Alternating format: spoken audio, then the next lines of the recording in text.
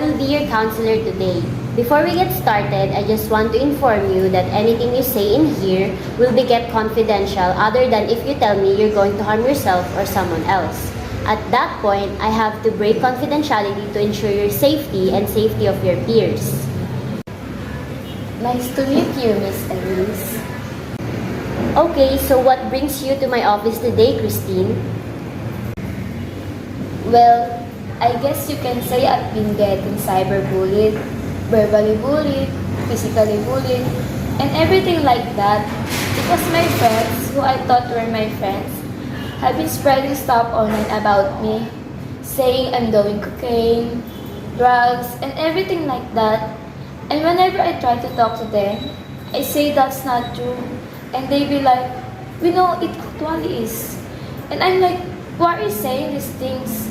They just ignore me, say mean things on my face. And they also physically push me, like in the locker room, or rip my clothes, and or push me on the ground, or punch me.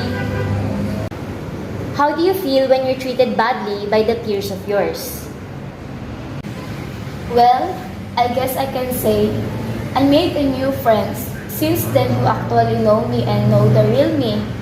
I used to be on the cheerleading squad and had a good grades. And I was on honor roll and I used to have very good social life and everything like that. But since this bullying thing started, you can't say that I got kicked off, cut slots, and my grades weren't high enough. I lost my friends because they're the ones who are bullying me. It just made me believe that I don't really want to be school at anymore. So, I'm glad that you were able to make new friends because as long as you have friends, you will have social interaction. Do you have a support system outside of school that can help you with this phoning? Or have you told your parents? And how does it make you feel? Well, I tried to tell to my parents, but my dad, who's a cop, and my mom, who's a lawyer, they're always busy. Busy that whenever they're home, they're pretty much just eat and then go straight to bed and then get up and go to the work the next day. It's same thing the next day and also on the following days. So I pretty much don't see my parents at all. And whenever I try to tell them, they either don't hear me or they just don't really care, I guess. So, when your parents are not spending this time with you, not giving you enough attention that you need, do you feel like no one really cares? Yes, I lock myself in the room and I continue to read all the hateful messages that my former friends say and that they get shared, talk about in the comment section, and like and everything. I'm not familiar with social media. Are these messages being posted on Facebook and Twitter? Yes, because there was this one time on Twitter saying that I did drugs, then everybody who knew me know that I don't do drugs. I'm not a big party girl, but everybody who doesn't know me very well thinks I am. And yet, they're posting things online saying, oh, Christine just did this. Christine is doing cocaine. Christine is getting drunk and doing drugs. So, have you been able to confront your peers that are bullying you and explain to them that you don't appreciate this behavior because it's ruining your reputation? Yes, I did. When I confronted them and every time they post something about me, I confront them about it. Whenever I do, it just gets worse and worse. I told them, can you guys stop? It's not funny and inappropriate. It's running my reputation. But they just don't really care. The bullying just continues and it gets worse. They continue doing it. That's when I thought, I have to see you and see what we are going to do about it to stop. So that I could get my grades back up. I'm able to get my social back up so I can just be who was instead of being this person. I'm very willing to help you, Christine. Have you been able to talk to anybody in the legal field about the cyberbullying? Because that is illegal. And there is no tolerance in this school for that sort of behavior because nobody deserves to be treated that way. Well, I got it off to my dad, who's a cop.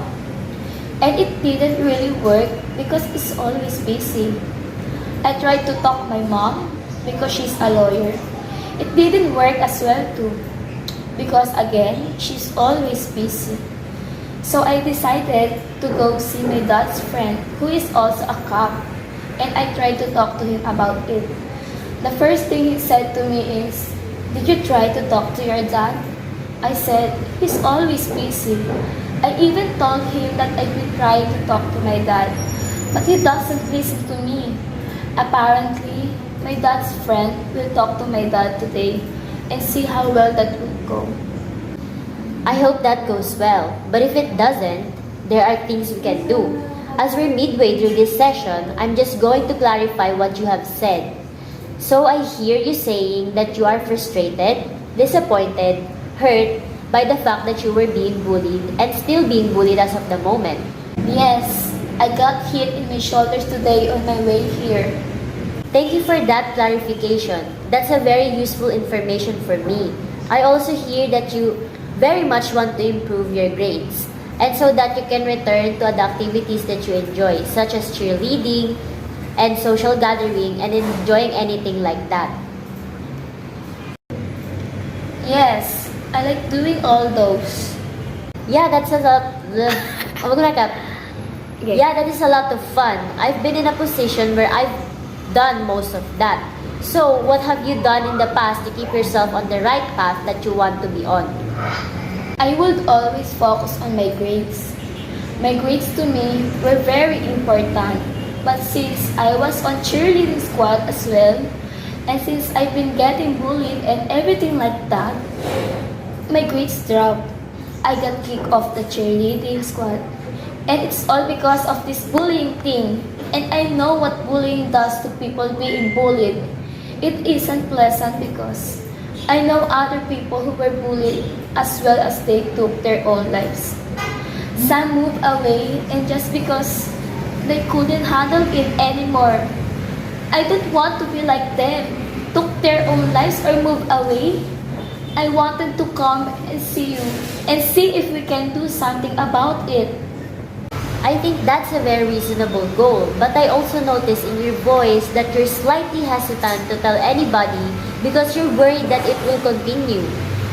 Yeah, that's why I just decided to not socialize and make friends anymore. Because if I do, they're just going to make it worse for me or anybody who I am friends with.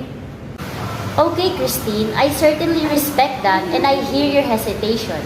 So what about if we were to have a meeting in here with your parents so that it could be kept confidential?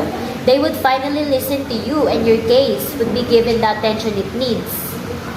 If my dad comes, he's always busy. But if he does, then yes, I will love that. I think that's a good first step to take. And I'm glad to hear that you're open to it. So what are some of your goals of our session? What I truly want to be done is if we can get the bullying to stop, as I said, because I think anyone who is getting bullied should see somebody and should get it to stop. And as soon as we could get it to stop. I agree. Is there anything else? And as soon as we could get it to stop, then I could get back on my grades again instead of being like this. I think that those are very attainable goals. I also think that maybe we should start with the bullying because that's the problem that's bothering you the most. Once you have a meeting with your dad, and if I have to, I will contact your father, but I will not tell him what have we discussed. I will just ask for a meeting. But I also think that maybe you should talk to him again. How do you feel about that? I could try to talk to him whenever he listens or not, which I really hope he does because it's kind of important and everything. Okay, Christine, and what about your mom? Do you feel more comfortable with the idea of talking to your mom? My mom is mostly gone for weeks sometimes. Okay, so we can have your dad to come in and see what happens there. Also, in terms of your academics, how do you feel about the idea of working with your teachers some more and potentially getting you set up with tutors? I think that'd be very useful to me if we could do that. If I can get my marks back up again, then I could also be back on the cheerleading squad. Therefore, that is going to be the two goals that we will work together at achieving. Because I think those are very reasonable goals and very much achievable. I think that we can be focused on getting you back into a place where your grades are good and you have an enjoyable social life. And you start to enjoy the experience of coming to school and becoming your own person because you are already 18 years old. And that's the point where young women develop their own personalities. And I feel like you should get that chance.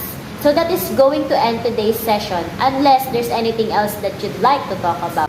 I kind of just want to say too that this session has been really helpful to me and it made me feel good and I felt that the burden somehow weighted down.